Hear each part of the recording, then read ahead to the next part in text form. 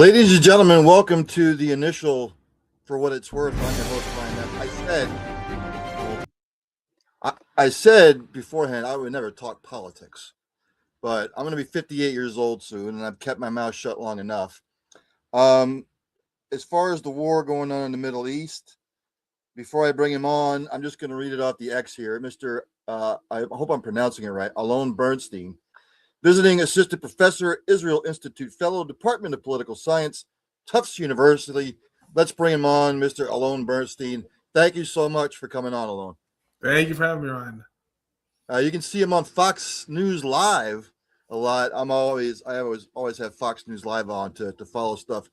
Look, ALON, I swore I'd never talk politics, but what do you have against politics? I have 4 degrees of political science. You don't have to apologize to me for talking politics. Okay, it just aggravates me when I see stuff like this. Before we get into what's going on in the Middle East, I need you to sort of, a little history lesson to our viewers, because a lot of people think that, oh, it's about oil, oh, it's about a power trip, oh, it's about this, oh, it's about that. Again, different factions of the Middle East, the religious sects, Iran, Iraq, the United Arab Emirates, and of course you have little Israel over there. I know what's been going on for centuries, but explain to our viewers the breakdown of usually the power struggle or the back and forth between Israel and the rest of the Islam nation in the Middle East. So I'll start from saying that it's difficult to talk about an Islam nation. The Islamic world is very divided, and Arab nations are very divided. There's not one unit that is led. They've had a lot of wars with each other also. So within the Middle East, the 2 predominant groups within Islam are Shiites and Sunnis. That is, to some extent, like Catholics and Protestants, in the sense that they both are Muslim, but there's different belief systems and different factions. And the Shiites are the ones that are really dominant in Iran, and they're a majority in Iraq. And the rest of the Muslim world is primarily Sunni. And then there's also divisions into different sects. So there's a big religious rivalry between the Shiites in Iran and the Sunnis that are led primarily by Saudi Arabia. In addition to that, there's also political rivalries. The Arab world, by and large, has been divided between fascists, communists, people believe in democracy, Muslim Brotherhood. There's every country. There's been wars in Iran and Iraq. There's been wars between Syria and Iraq. There's been wars in Iraq and Kuwait, Egypt, and other neighbors also. So it's hard to talk about one world that sort of sits together. What relates to us here now is the fact that in Iran, there was a rebellion. There was a rebellion that happened 47 years ago in 1979 and really ousted a monarch that was put in place after the United States and Great Britain ousted a democracy. They'd ousted a monarch, the Shah, and really established the Islamic Republic. And it saw itself as the leader of a vanguard movement, Shiite Islam, that went on to spread the revolution. They see themselves as big enemies of the United States, big enemies of Israel, but also they've been rivals with lots of other countries in the Middle East. That's why we're seeing it now explode, that they're launching not just against the United States and Israel, but basically at everyone else they can to pull them into the war as well. So let's get to what's going on in the Middle East. Look, the Trump administration, they don't know what's going on, really, to be quite honest with you, because they come up with a different excuse of why the war was started. Iran is obviously going to clap back, because they've apologized for going at it for their Middle Eastern brothers, their states. They say they're only targeting U.S. sites as far as that goes. But this is what I don't understand. President Trump last June said, we've knocked out their nuclear capability. We've done the damage. And here, 9 months later alone, he's saying they were that close to having a nuclear weapon.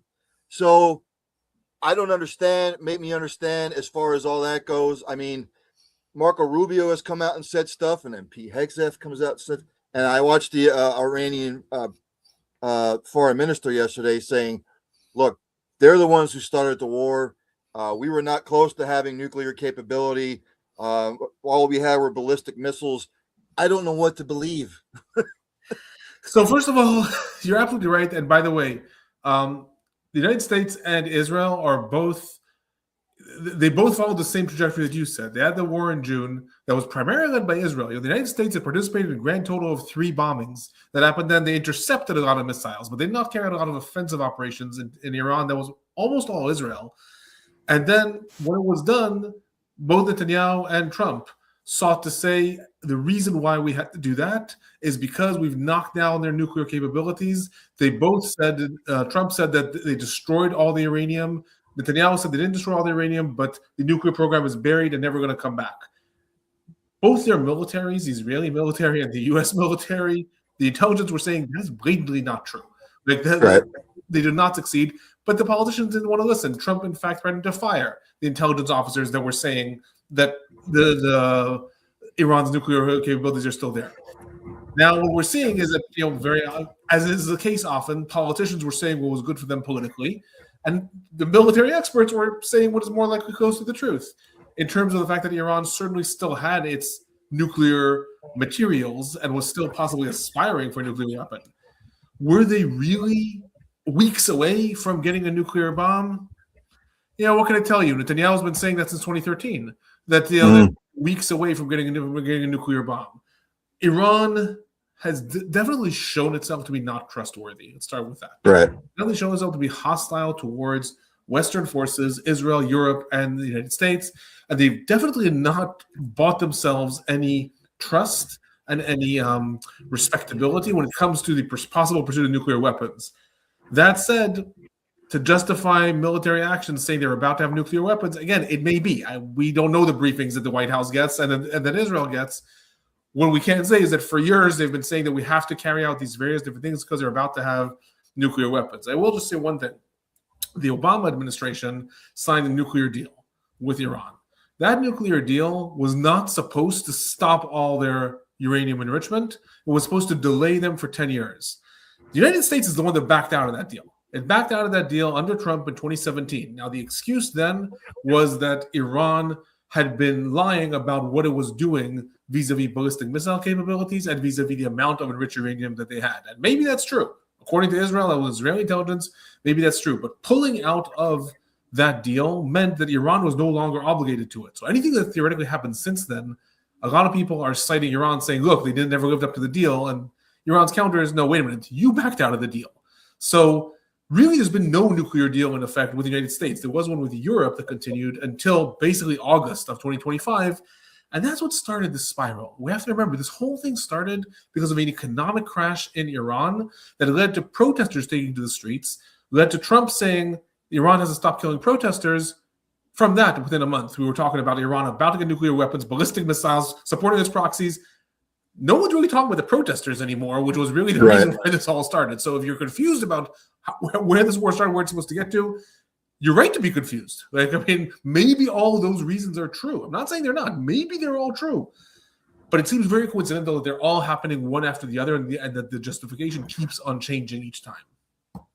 As far as Iran goes, they keep talking about, like you said, about the protesters and XYZ, and they were getting murdered by the thousands just a couple months ago.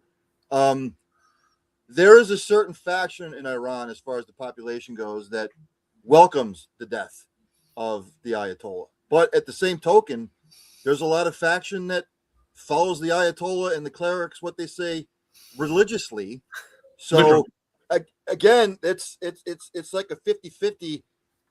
Does the faction that wants maybe a democratic society, can they really rise up and start a revolution and go after the bad people? So it's hard to look at it in terms of factions because it's really two large populations. And I have to correct one thing. Also, most of the protesters that are calling for the return of Reza Pahlavi, who is the crown prince, that's not a democracy. His father was quite a dictator. And we tend to forget that also. It's not necessarily protesting for democracy. Iran had democracy. Like I said, it was actually the CIA and the British intelligence that overthrew it back in 1953. Can they rise up? Look, actually, I'll use this moment to do a plug-in. The Israel-Palestine Report is my channel where I upload all kinds of things. And yesterday, I just put up a video where I was talking about could we see regime change and how would it be? And what I said there is the protesters in Iran are not armed. So it's not quite the same as happened in Syria, where you had massive gun running, or in Iraq, where we had the cascade. The protesters are not armed. In that case, when you have an uprising, the only chances that it ever has of success is if the mechanisms that are supposed to repress them stop doing that. Either they're incapable or they stop doing that. We saw that in Egypt, where we had 800 protesters killed when millions took to the streets, and it was the military came into Hosni Mubarak in 2011 and said, "You're done. We're not going to shoot them anymore. So now you're done. You can't repress them." Right now in Iran, we're not seeing that mass defection. There's a report of 208 soldiers that might have defected. That was a report by the opposition. We're not seeing that mass defection. So at this point, bombing from the sky has never been enough to suppress a regime from a rebellion. Regimes have changed as a result of occupation, right? Germany, Japan, long-term occupation, trillions of dollars, but successful in regime change, or when the security forces defect. So at this point, what Israel, I think, is trying to do is bomb out as much of the security forces as it can. It's called the Basij and the Revolutionary Guards, in order to try to either convince them that they're going to lose, so they should defect, or to suppress them for when the people rise up. That said, our leaders have other considerations too. Trump is seeing oil prices rise. Just 2 hours ago, in an interview to CBS, he said, actually, the war in Iran is pretty much complete. Now, that's something that's going to throw the protesters under the bus. If the protesters are waiting for when they're going to go out, now he did that and the markets rose, right? He has his own interests. His interest is not necessarily the protesters in Iran. So could the protesters win? There is a chance. There's a possibility. There's certainly enough people there that Iran's a very, very modern society, very educated society living under a theocracy. So there could be enough people that would be happy with the regime sort of dissipating. Are they willing to go out and face machine guns? That's a different question. For that, again, we would need to see this mass defection, which we're not seeing yet. Maybe there's a plan that Israel and the United States have in place. Maybe not. The Iran proxies, other than Hezbollah really throwing a little bit of shade at Israel, why do you think some of the proxies have sort of like laid low? Are they just waiting to see what happens? Why haven't the Kurds done more? Because I heard last week that they were trying to get organized and that they were backed by the Trump administration and Israel as far as giving them munitions and stuff like that. But that sort of seems to have died down now. So we have to distinguish between the proxies of Iran, which are Hezbollah, the Houthis, and Iraqi militias primarily, and the Kurds and also other factions in eastern Iran that are against the Iranian regime. So the proxies of Iran are the ones that are funded by Iran. Hezbollah has been engaging Israel. In fact, Hezbollah has managed to kill 2 Israeli soldiers and injure 8, and they're really pulling the Israeli military in. Today it was reported that Israel, 20% of the Air Force is engaged in Lebanon and 80% in Iran. That's already a success. They're pulling the Air Force away from Iran. As far as Hezbollah is concerned, that's a success. So they are engaged. The Houthis, why have they not attacked? That's a big question. Everyone's asking, why haven't they engaged? They certainly would be willing to. There's all kinds of rumors that they're maintaining a balance of power because Saudi Arabia, Qatar, Bahrain, they have not attacked Iran yet. The Houthis are sitting at their back door. So that's a possibility that the Houthis are maintaining this sort of threat balance. Maybe, don't know. The Kurds were something that I think the Trump administration was hoping when there were all kinds of rumors that maybe Trump was going to consider sending ground soldiers to Iran, and then they started to get pushed back from within his own camp. All of a sudden, they started talking about the Kurds as maybe this militia that's going to come in and basically do our dirty work for us on the ground. And I said a couple of things the minute they said that. I said, first of all, this is being glorified far and beyond. They're talking about thousands of soldiers that are crossing the border.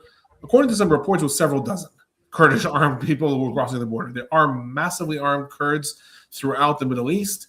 But it's important to remember, they have their own considerations. They're fighting in Iraq. They're fighting in Syria. They were betrayed heavily by the Trump administration, who abandoned them when the new Syrian regime came up and massacred them. And the Trump administration simply abandoned them because Trump likes the new president, Ahmed Ashara, in Syria. And again, politically, maybe it's the right thing to do for the United States. But the fact is that the Kurds they're not really gung-ho on going in and doing the dirty work of the United States. 1. 2, it's also important to note that, again, they're not Iranians. They themselves they have no interest in taking over. Iran's huge. They have no interest in taking over all of Iran. So I think this was pumped up by Israel and the United States as saying, if you say we need boots on the ground, we will have, our men in Tehran. It's not surprising that they went nowhere ultimately, to be honest. A couple more things, I'll get you out of here. And again, I know you're busy with everything that's Fine, going on. fine. So I live and really breathe this, appreciate unfortunately. A couple more things. Now, Trump came out and said that Iran had all these missiles. They were pointed at all the Middle Eastern countries, XYZ. If that is supposedly true, why doesn't Syria, Saudi Arabia, a couple of other say, all right, we've had enough of you, Iran. Israel, United States, stay out of it. We're going to try and take care of this ourselves. Why doesn't it go that route ever? So there have been wars. There's been wars in Iraq and Iran. Those started by Iraq between 1980 and 1988, very bloody war.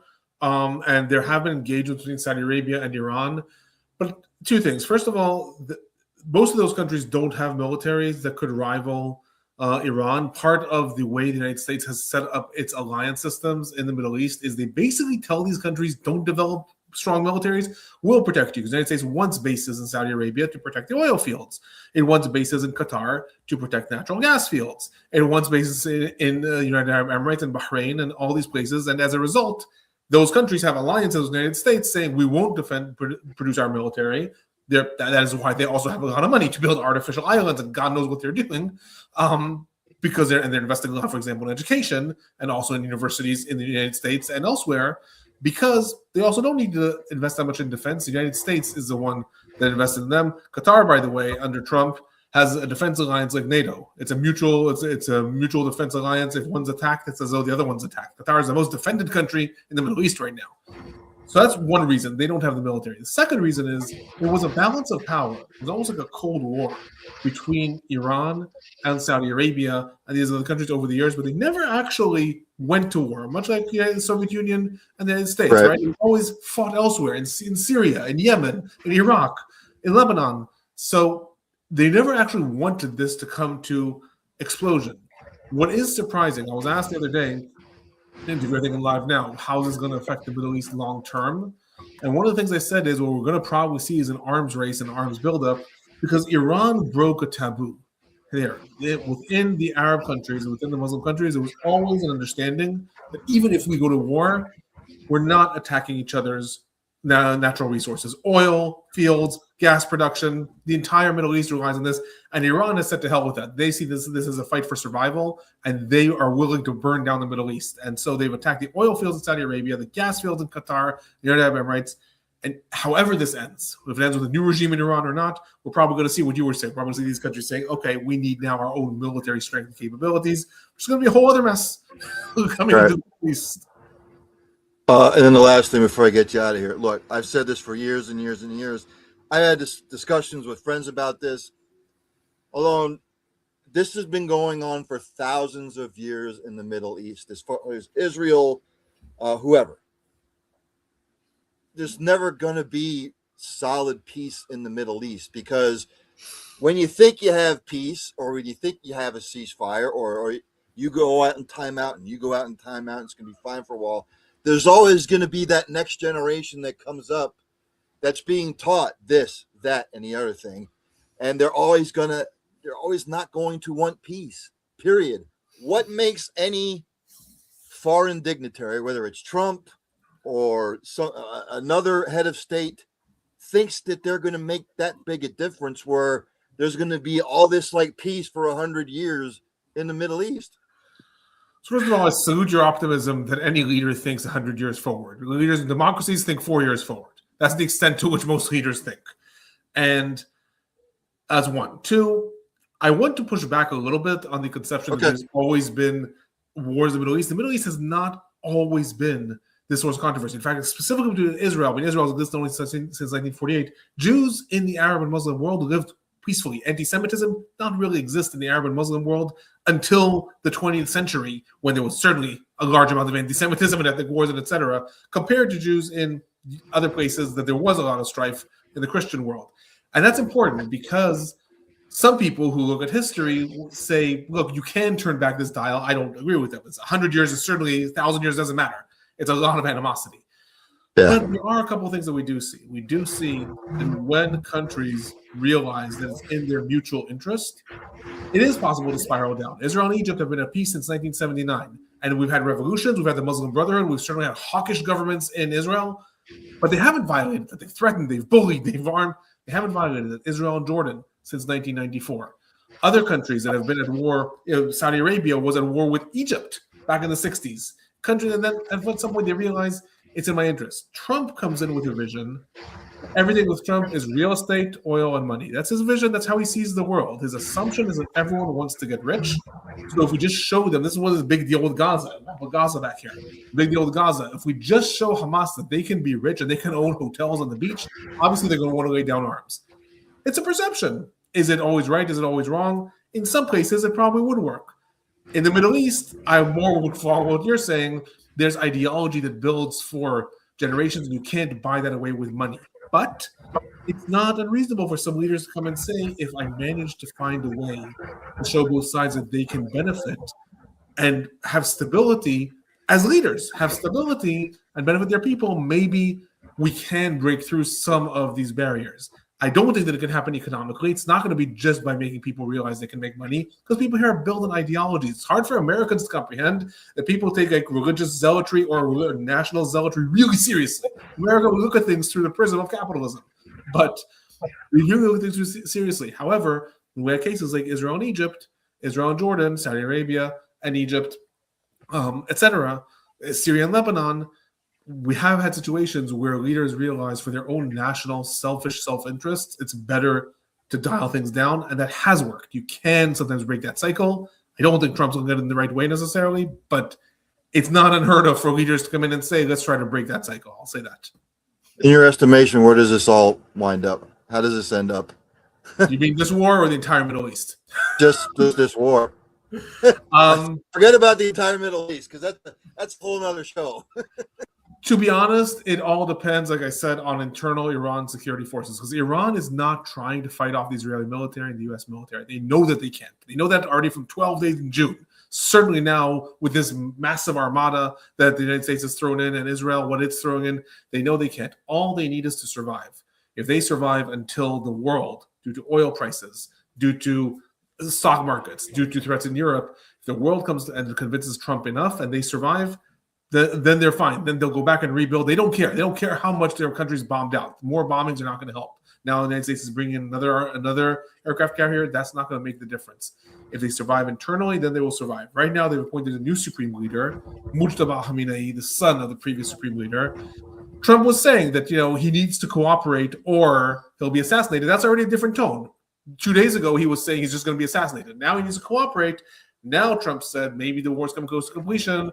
I think Trump's starting to see oil prices and stock prices, and unless there's a major turn within Iran, unless the protests all of a sudden take to the streets or something within 2 to 3 days, I suspect we're going to start to see the United States making claims that actually we can maybe make a deal with the new administration, and we might be spiraling down.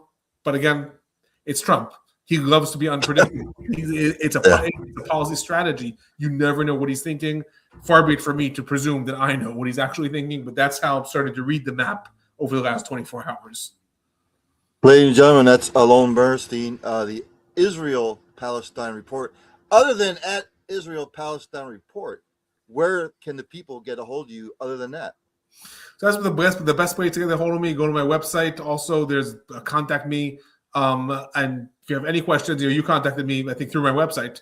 And I'm a professor at Tufts University, but that's the easiest place to get a hold of me because my Tufts email sometimes gets a little bit overwhelmed. So check out my website, alonburnstein.com. I also have online courses. Next week, I'm giving a webinar on history of Iran.